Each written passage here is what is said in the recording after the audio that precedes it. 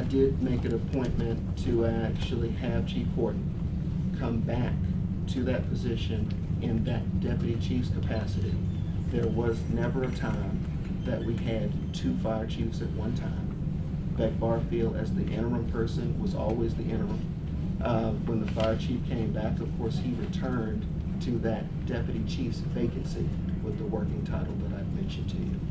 And as we moved forward, again, looking at just kind of the breakdown of the duties and responsibilities, the demand for the job in terms of what was happening, I did make an election to consider Beck Barfield for the immediate future in terms of the full-time capacity. So he actually came off of the contract status at that point. We stopped normally the retirement process, so there is no retirement check that's going with that. And then he comes back and has come back on the salary scale if you will full-time. Thank you, Reverend. Any questions or comments about that? Yeah, I've got a question. I guess the family medical leave part is, we've been pretty well educated on that. Of course, some of us here deal with it in our own businesses and have dealt with it for a number of years.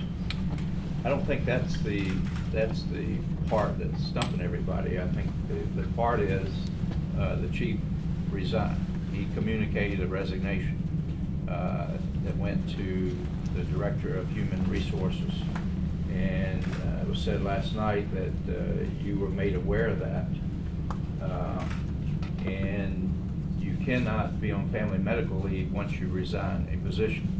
Once you resign, the employee-employer relationship is over. End of story. So that's where everybody is still struggling with what happened there.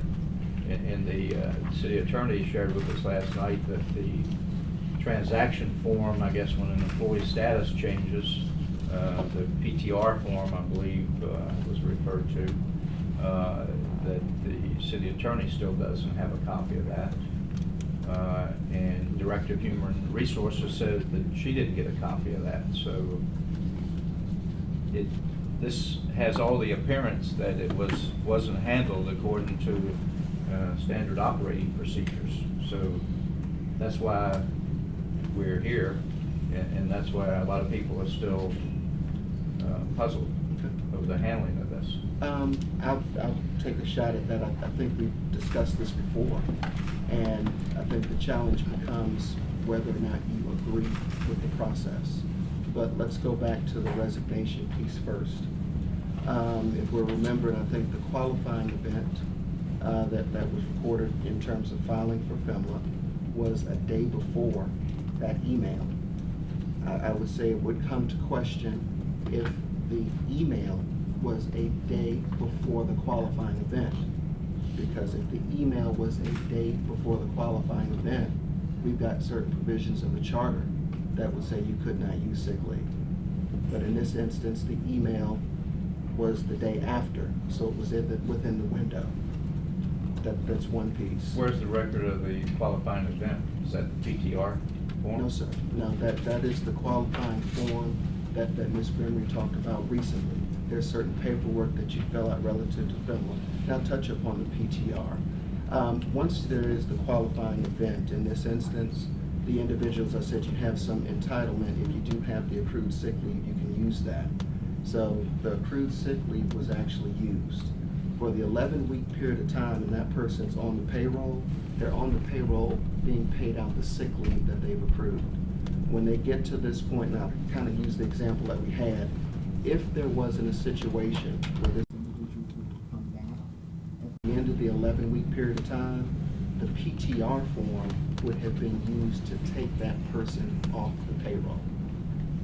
So that's the time that would have been executed. And in this instance, the individual or the PTR wasn't done to take the person off the payroll because they did return to the lower level capacity or vacancy.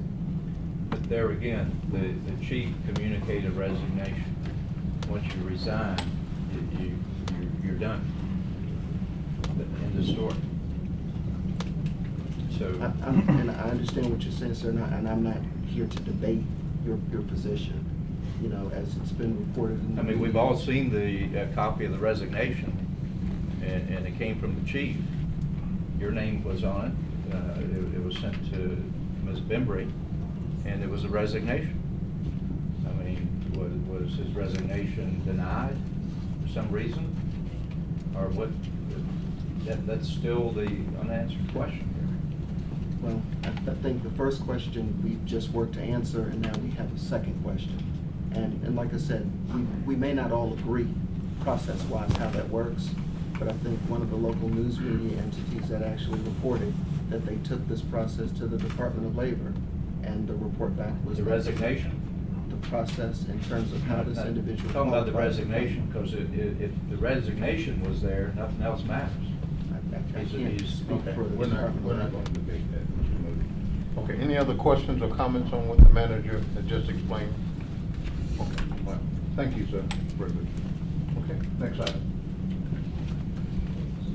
Is that it? Okay. Council members, are there any city council liaison reports?